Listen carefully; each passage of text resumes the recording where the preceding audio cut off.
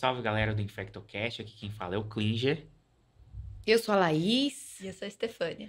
E hoje a gente vai tratar de um tema muito importante, recebendo as nossas experts aí das infecções ortopédicas e de pele e partes moles, a Laís e a Tefa, velha conhecidas nossas aqui do InfectoCast. E hoje de um tema muito importante que é a artrite séptica, né? Que é uma emergência ortopédica, não é mesmo, Laís? Sim, e a gente não falou disso ainda, né, Klinger? Exato. Eu jurava que a gente já tinha discutido isso em algum momento, mas é muito importante, principalmente porque o diagnóstico não pode ser retardado, atrasado, porque a gente prejudica uma articulação e é condenada para sempre a uma prótese, né? Exato. E essa artrite séptica, ela vai ser justamente aí comum em todas as faixas etárias, né? Desde a criança até os mais idosos, eles podem evoluir com a infecção da articulação. Isso mesmo. E o que a gente tem que tomar cuidado, porque esse paciente vai chegar no pronto-socorro. E a gente, principalmente como infectologista, como clínico que tá pegando essa urgência ortopédica, infectológica, não pode deixar passar. Então, a gente tem que estar muito atento, não é? A gente tem que saber os critérios, saber o que é a clínica principal da artrite séptica para a gente não deixar passar achando que é alguma coisa que eu só vou dar um antibiótico para casa. E não é assim, né? A artrite séptica não pode ser negligenciada. E como você falou, Klinger, realmente está em todas as faixas etárias aí. E óbvio que para a gente fazer o diagnóstico, a gente tem que suspeitar. E para a gente suspeitar, a gente tem que saber quais são os fatores de risco. Então, em cada faixa etária, assim, a gente tem aqueles fatores de risco principal. Então, por exemplo, usuário de droga intravenosa é um fator de risco, tá? Pela circulação de bactéria que pode fazer na corrente sanguínea. A gente tem que lembrar de idosos, quando a gente vai ficando mais velho, vai aumentando também essa chance de ter.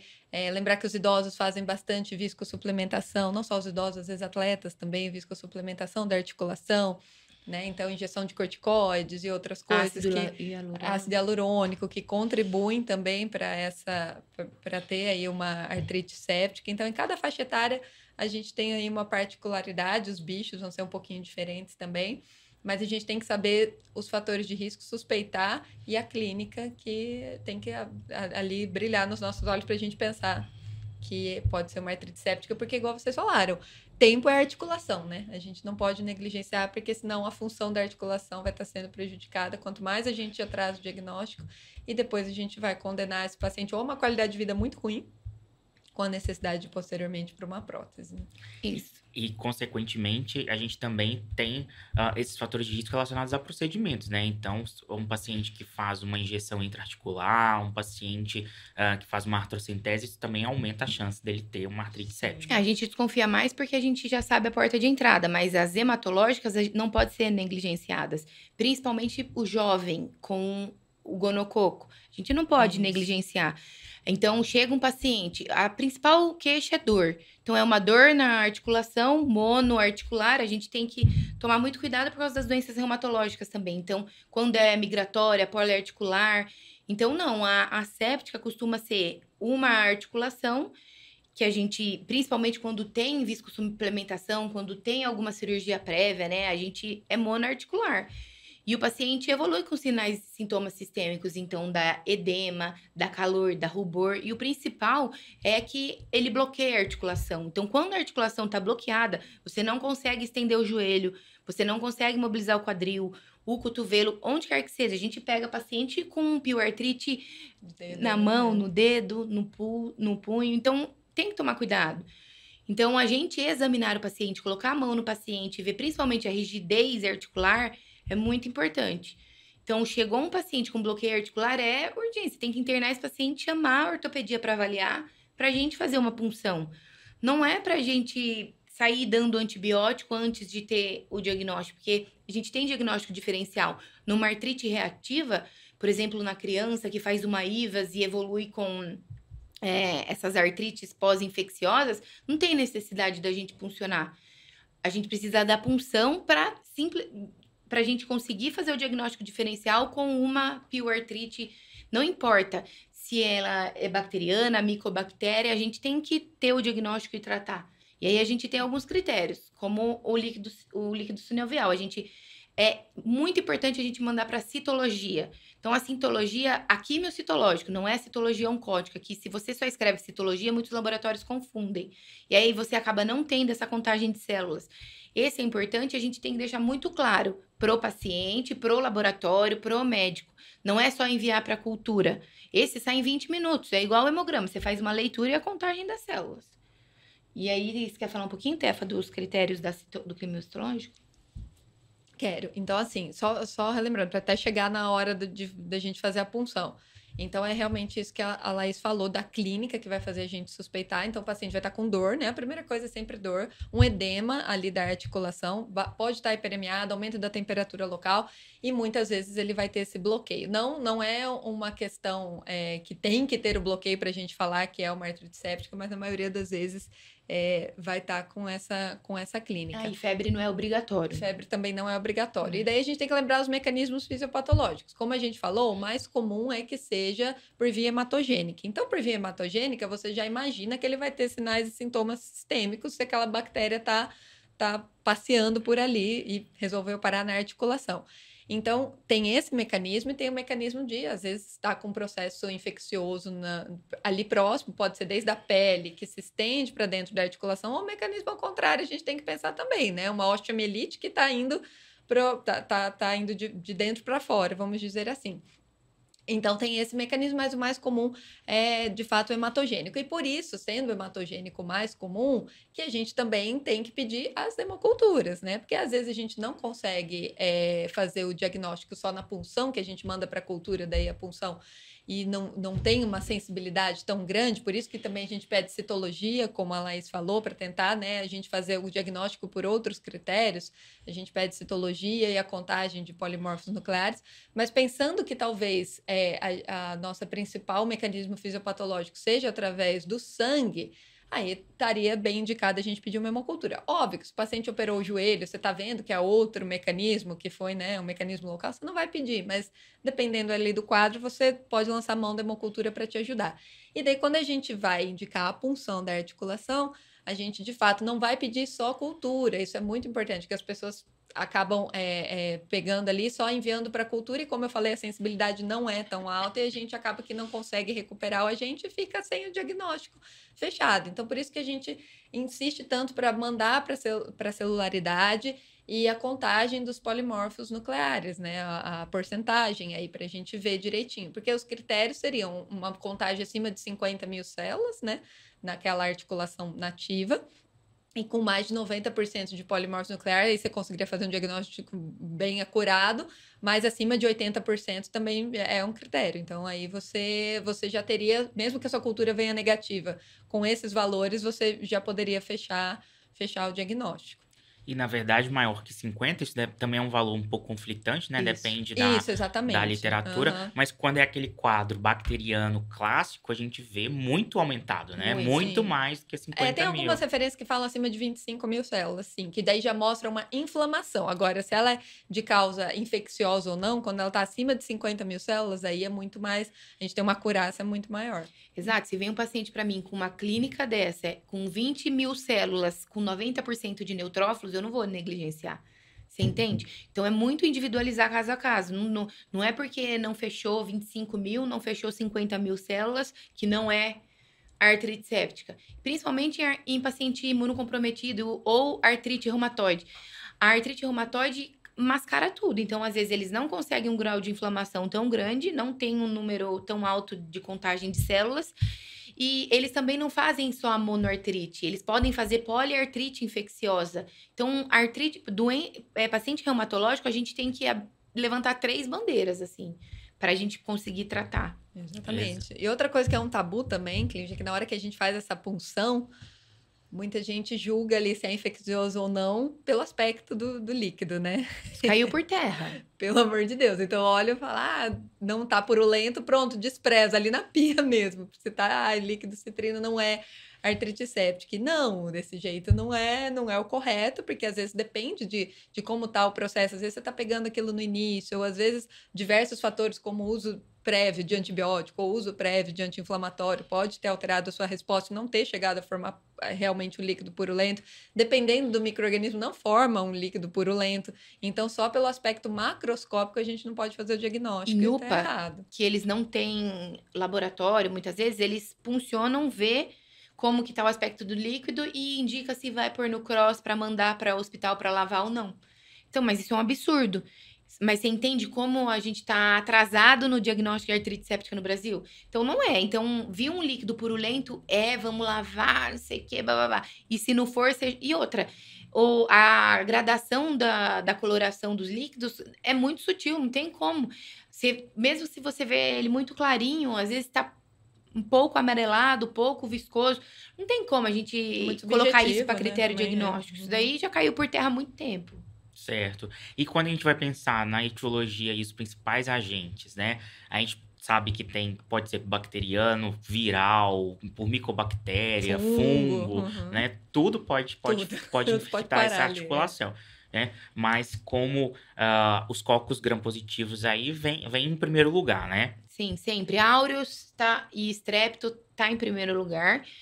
Principalmente os sensíveis, né? Os pacientes que vêm da comunidade, mas a gente precisa saber o tipo de paciente que a gente tá lidando. Então, se você me vier com uma piloartrite numa criança, num adulto jovem com atividade sexual ativa e no idoso, eu vou pensar em 3 agentes etiológicos diferentes. Então, por isso que a gente tem que individualizar, tem que fazer anamnese, tirar a história. Não vou dar oxacilina para todo mundo. Isso é um crime. A gente tem que pensar qual é o tipo de paciente que a gente está lidando. Tem paciente que está usando antibiótico crônico, tem paciente que está institucionalizado. Não tem como. Então, são os fatores de risco para as doenças infecciosas que a gente está mais do que acostumados. Então, na criança, a gente tem a Quinguela, que é o que mais faz osteomielite. Tem a salmonela nos falciformes também, que é fator de risco.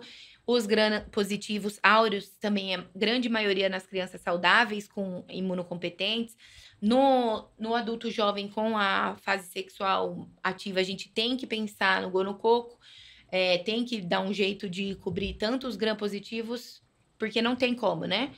E no idoso, que tem diabetes, que tem uso prévio de antibiótico, está institucionalizado, a gente não pode esquecer dos gram-negativos. Então, a gente tem que pensar o tipo de paciente que a gente está lidando. A gente não trata a piloartrite, a gente trata o doente. Exatamente. Lembrar que os diabéticos também vão ter a chance aumentada de BGN, pseudomonas, né? Então, é muito Permeando particular. aí as micobactérias também. Sim, não raro. Não, nem raro. um pouco raro. Ainda mais no Brasil, que é endêmico. A gente tem que lembrar da tuberculose sempre. Sempre. Entendeu? Então, por isso que pra gente é mandatório a punção. Derramou, puncionou, entendeu? Não tem discussão. Às vezes a gente faz um exame físico e não consegue fazer sinal da tecla, saber exatamente se tem edema puncionável ou não. Então a gente chama a ortopedia para ajudar. A reumato não tem dúvida, chegou com derrame, eles põem a agulha ali e punciona sem discussão, entendeu? Às vezes é mais difícil convencer um pouco o ortopedista mesmo, mas se você tiver junto um reumato, alguém que funcione para você mandar para análise, eu acho que vai estar fazendo melhor para o doente. Eu falo pela minha experiência, mas acredito que a da Laís também. Eu acho que o que a gente encontra mais assim de resistência, principalmente de ortopedista, na hora que a gente fala que tem que puncionar, é uma articulação que já está quente, ela tá com edema, tá com eritema. Muitas vezes fica aquela discussão, é uma infecção de pele, não é uma infecção da articulação. Se eu puncionar ali, eu vou estar levando o micro-organismo lá para dentro, né? Então, essa é sempre o principal receio do ortopedista. Ele fala, mas aí se não tinha nada lá dentro, eu vou acabar levando.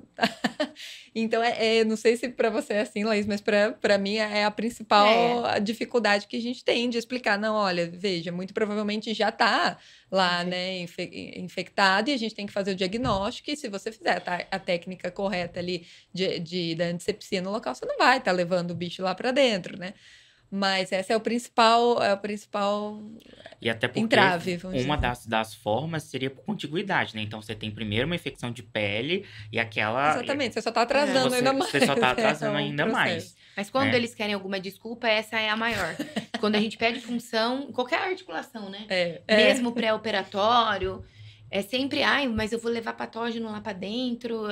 Sempre eles arrumam uma desculpa. Então, por isso que a gente tem que estar embasado com a fisiopatologia da doença na ponta da língua pra gente conseguir argumentar, porque senão a gente não vai conseguir dar o melhor pro doente. Sim, mas aí a minha maior dificuldade, que não lido... Não, que também, né? Mas com o pessoal da porta, né? De não iniciar o antibiótico antes, se o paciente não tá com disfunção orgânica, não tá chocado, não tem... Pra gente poder aguardar essa função, mas né? é mais ou menos, Cligir, isso a gente tem que tomar um pouquinho de cuidado, é um pouco diferente da osteomielite, porque a articulação, a sinove é muito vascularizada. Então, ali para o paciente ficar séptico é 2 palitos, entendeu?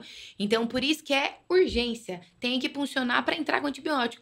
Eles têm que entender que a gente tem que entrar com antibiótico. Não, é igualzinho o líquor, né? Você vai Exato. fazer ali tudo ali, Isso. é o mesmo Você tem que ir esquema, rápido, né? Você tem que ir rápido, exato. mas tem que, se possível, sempre funcionar. A gente sempre vai exatamente. atrás. A urgência é punção e antibiótico. E antibiótico, exato. Não é antibiótico. Não é um antibiótico, exato. Tem que ir atrás dos dois. Tem que ir atrás. Porque, às vezes, deixa ali e vai funcionar no dia vai seguinte. funcionar no dia olha, seguinte não, até mais, e tem né? que correr atrás, né? De fazer essa punção.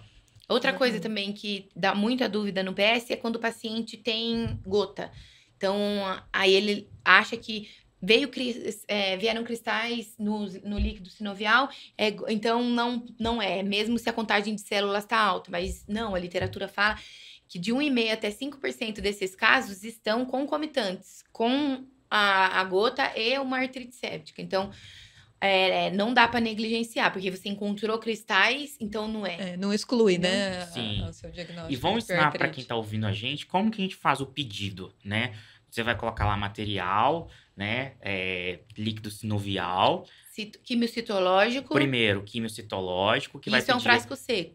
o frasco seco, a celularidade. Uhum. A gente vai pedir a bioquímica normal, né? Isso. Glicose e proteína. Lembrar que a celularidade total diferencial, Sim, né? celularidade. Direitinho. Escreve o máximo que você puder, pra pessoa não ter dúvida do que você tá pedindo. Diferenciar, porque às vezes eles só mandam lá 50 mil células e não manda o diferencial. O diferencial. Então tem lugar que a gente tem que escrever com o diferencial das Eu células. sempre coloco citologia total, diferencial. Pra, Sim. né, E aí a gente saber. pode pedir um GRAM, uma cultura para bactéria. Isso, as pesquisas diretas. As pesquisas diretas, né? Para Micológico fungo. direto, aham. Então, pesquisa para fungo, GRAM, BAR. Bar, Isso. exatamente. E as culturas para bactéria, fungo e micobactéria. E aí a gente tem outro problema, que é a pesquisa direta é aquela, olha no microscópio e vê o que é. E a cultura, como a gente vai enviar. Então, tem laboratório que a cultura a gente pode enviar seco, tem laboratório que pode mandar misturado no líquido sinovial, tem laboratório que a gente consegue colocar nos frascos de hemocultura. Isso. Mas isso tem que ser muito bem alinhado. Não adianta você colocar num frasquinho da Bactec de hemocultura, e mesmo que tenha mais do que 5 ml, porque no de criança, às vezes, eles usam porque aceita de 2 a 3. Mas isso tem que estar alinhado com o laboratório, senão eles lançam no sistema que é a hemocultura. Sim. Então tem que Ou tomar eles nem maior recebem, cuidado. às vezes, porque não tá É. padronizado ser daquele jeito. Exato, né? e isso tem que conversar, né? Porque muitas das vezes Sim. você pode utilizar aquele frasco para esses Sim, líquidos ele ajuda cavitários, muito, né? né? Ele aumenta Então, a não só sensibilidade, para exato. da artrocentese, mas de outras funções que você faz, você também pode colocar ali.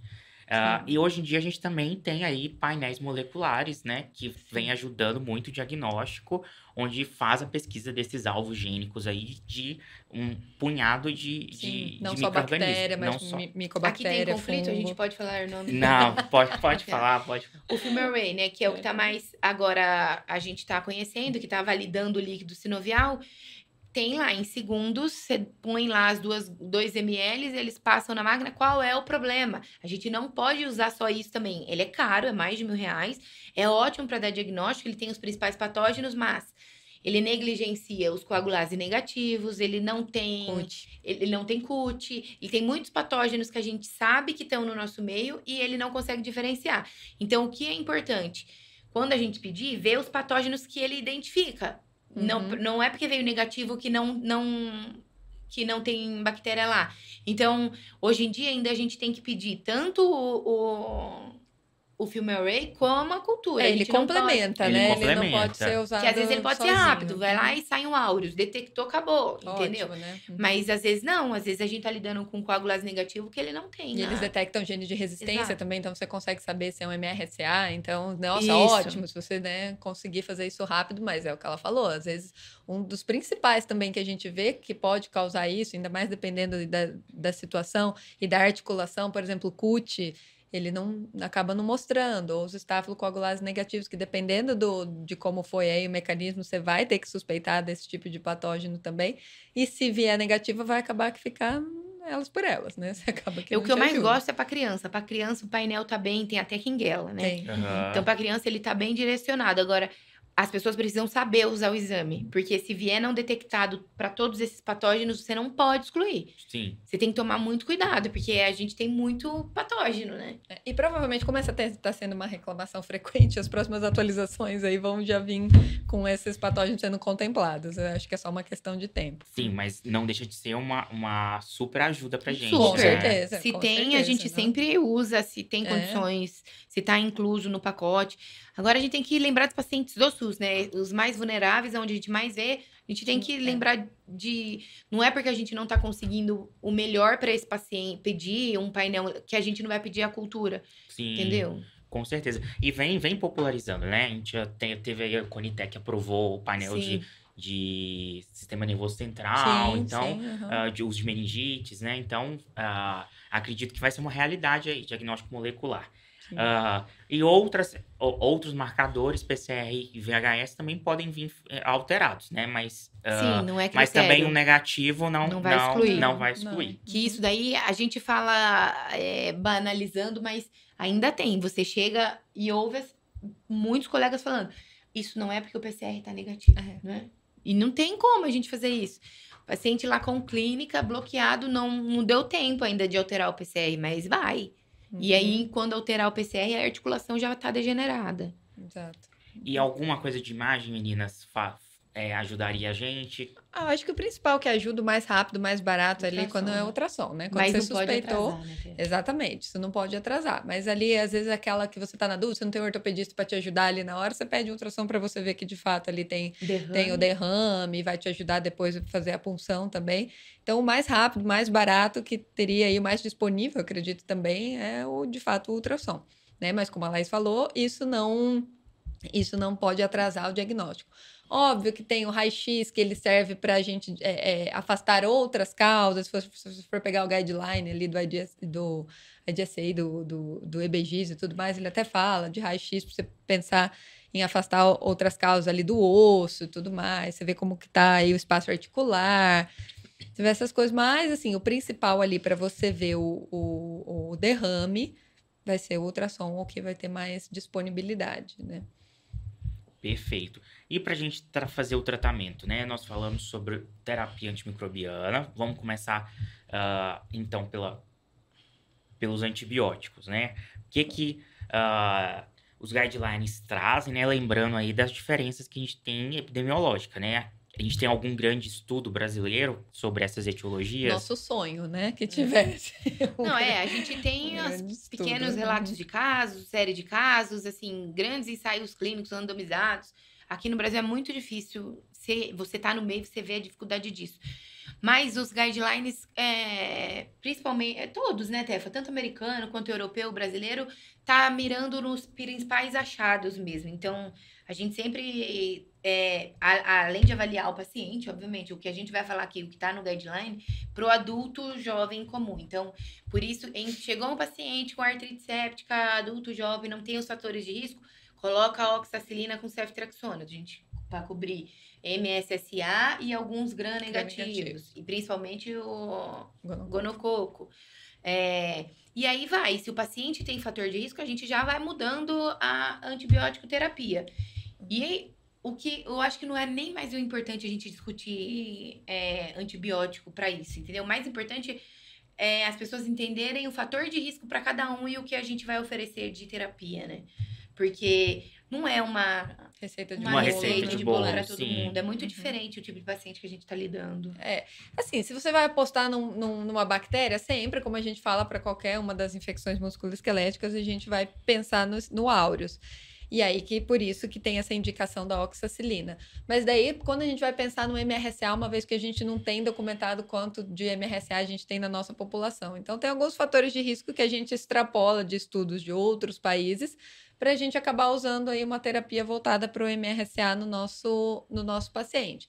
O que seria? Então, um paciente que é usuário de droga intravenosa, um paciente que vem do ambiente de saúde, de uma casa de repouso, um paciente que fez uso de fluorquinolona nos últimos 3 meses.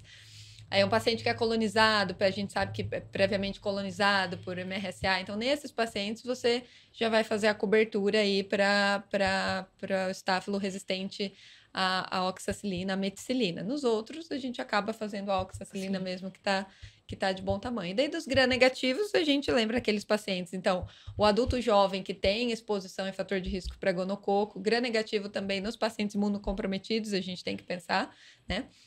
Paciente imunocomprometido, você também pensa no MRSA. Os diabéticos, né, que sempre pode ali fazer por pseudomonas, Klebsiella. Então, esses são o que a gente associaria aí à oxacilina, que a gente acabaria associando uma outra coisa, ou talvez, se fosse um imunocomprometido ou um paciente também que tem colonização prévia, você até mudaria para ceftriaxone e vanco, a depender aí dos fatores de risco e da história. Mas o importante é lembrar que não é uma receita de bolo e que o antibiótico sozinho não vai fazer milagre, né? Então, a gente tem que ter a limpeza cirúrgica, o desbridamento, que é parte fundamental do tratamento. E por que isso? Porque a nossa bactéria, ou micro-organismo, seja micobactéria ou fungo, ele fica na sinóvia clínica. Então, a gente tem que, na hora de fazer o desbridamento, contemplar a ressecção ali dessa parte também, porque ele fica lá dentro das células da sinóvia, principalmente os micro-organismos intracelulares. E daí é na hora do desbridamento que você vai conseguir acessar, também forma biofilme no próprio líquido articular. Sim, na sinóvia, né? Exatamente. Então, não é só o antibiótico. Não adianta só você ficar entuchando antibiótico no paciente, porque você não vai estar ajudando. Você vai estar só atrasando o tratamento correto ali da articulação. Certo. Mas de uma maneira geral, os antibióticos, os beta-lactâmicos têm uma boa penetração na articulação, né? Então, aí, como a Tefa falou, a gente vai individualizar cada caso, né? Os fatores de risco e como que foi essa infecção para poder fazer. Mas, de maneira geral, os beta-lactâmicos têm boa penetração, Sim. as quinolonas têm boa Ótima, penetração, perfeito. a clindamicina tem uma boa penetração, então, às vezes, a gente pode até abrir mão, né, de tratamento de terapias duplas para fazer esse tipo de Sim, cobertura, aham. a própria vanco para cobertura do massa, Banco, linesolida linesolida também, tem boa também, penetração. e até mesmo um aminoglicosídeo sempre combinado, né, às vezes a gente Sim, pode uhum. abrir mão, associar aí uma gentamicina, alguma coisa, né, nunca imunoterapia, mas também são opções que vão depender das condições do hospedeiro e do sim. que a gente está pensando. Exatamente. E em relação a essa a abordagem cirúrgica, Tefa, sempre vai ser uma lavagem dessa articulação? Sim, tem que abrir e Sim. lavar, né? Aí se vai ser por uma artroscopia, por uma artrotomia, aí tudo vai depender de muitos fatores. Mas Como tem que... cirurgião. Cirurgião. Exatamente. Mas é fundamental que essa articulação seja abordada, sim. Para limpeza, desbridamento, eles lavam bastante, né? Faz ali irrigação com soro e tal, e tira todo esse tecido. Por exemplo, às vezes, até no decorrer do tratamento, mais de uma abordagem é necessária. A gente vê muito isso com estrépito, porque faz muita fibrina, né? Às vezes, Isso. várias vezes a gente tem que ir mais de uma vez para limpeza cirúrgica no Tem decorrer paciente que do 2, 3 processo. vezes vai para limpeza. Tem Exatamente. também a discussão da artroscopia e artrotomia. A gente pensa que abrir a articulação a gente está limpando muito mais. E os estudos vêm mostrando, eu aprendi isso com os ortopedistas de joelho. Eles conseguem visualizar muito melhor a cavidade na artroscopia do que na artrotomia. Então, os estudos cada vez mais estão defendendo fazer artroscopia porque eles conseguem acessar melhor a articulação e lavar melhor. E a gente em mente teria... não, tem que ir para artrotomia, lavar isso direito, fazer... E não é. Então, se o ortopedista indicar a artroscopia, pode ficar sossegado, porque ele consegue visualizar muito melhor a cavidade e lavar muito melhor do que a artrotomia, porque na artrotomia ele não consegue, é aquela coisa, joga soro, passa o dedo, passa não sei o quê. Com a artroscopia não, é uma coisa muito mais minuciosa, mais detalhada. Então hoje eu já não tenho mais nenhum preconceito com a artroscopia para lavagem de pioartrite. Justamente por isso, eles mesmos é que tiveram que me ensinar, porque eu era teimosa, eu era defensora da artrotomia. Eu achava, tem que lavar, tem que abrir, lavar, e não é bem assim, entendeu? Tem vários estudos, é bem controverso, né? Como a Laís falou ainda, tem muita gente que advoga a favor de um, a favor de outro, mas às vezes a gente fica com esse pensamento de que a artrotomia é de fato melhor porque abre, mas a gente tem que lembrar que tem alguns estudos que mostram que depois a recuperação daquela articulação numa artrotomia você tem um pouco mais de alteração da anatomia ali, aí a função talvez fique mais prejudicada depois também, evolui né? mais rápido para prótese. Exatamente, então tem que pensar muito bem ali caso a caso e vai também do manejo do cirurgião, né? E tempo de tratamento, gente? Começamos com terapia endovenosa e depois transicionamos para oral. Como que funciona? E tempo? A gente gosta, né? Não tem um estudo clínico, um ensaio clínico randomizado que fale que o venoso ou o via oral, mas é um paciente que está internado, que lavou, passou por procedimento cirúrgico. Então, a nossa tendência, assim, eu tô falando eu e até porque a gente trabalha junto e aprendeu junto, mas entre 1 a 2 semanas a gente tende a fazer endovenoso e depois a gente descalona para via oral, se possível. E aí, depende do paciente. Tem paciente que eu já tratei só 2 semanas. Tem paciente que eu tive que fazer 4 semanas. Então, é entre 2 a 4 semanas. Isso está na maioria dos estudos que mostram um benefício. Então, nos estudos, o principal guideline que a gente segue é o EBGIS, né? Que teve o Sanjo, que eles fizeram uma recomendação com grandes especialistas só para artrite séptica. E lá eles escrevem que para fazer 14 dias endovenoso e avaliar caso a caso de 2 a 4 semanas. Você tem alguma coisa Uma diferente? tendência a deixar um pouco mais de tempo quando é patógeno resistente, né? Quando é MRSA, que todo mundo tem medo, acaba realmente prolongando um pouco mais. Paciente ruim, né? Paciente ruim, que tem uma recuperação um pouco mais arrastada, imunocomprometidos. E lembrar que às vezes você tem a associação de problemas aí. Às vezes uma osteomielite com artrite séptica, e o que vai guiar o seu tempo de tratamento é a osteomielite.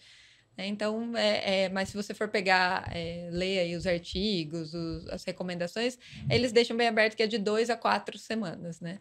Aí Até vai muito ao seu uma coisa critério. importante agora. Quando tem artrite séptica recorrente, não é normal. Já não é muito comum você ver um paciente fazendo pioartrite. Quando tem uma que recidiva, é mandatório você investigar esse osso. Isso. Porque muitas vezes é secundária a uma osteomielite que não foi diagnosticada. Né? Então, é mandatório. Paciente internou, você tem que fazer a imagem do osso desse doente para saber, principalmente, porque, da onde veio. Não é comum, né? A gente ficar translocando bactéria e fazendo uma artrite séptica. Exato. Muito bem lembrado. Exato. Eu acho que é isso, pessoal. Mas antes da gente finalizar, a Tefa tem um convite para fazer, né, Tefa? Eu tenho um convite, pessoal. Qual que é o convite? Da pós. Tem tantos. É tanta função que o Klinger me dá que eu tenho que lembrar. Bom, gente, então tem aí a pós-graduação de infecção osteoarticular, pele e partes moles, que nós pensamos com muito carinho para vocês.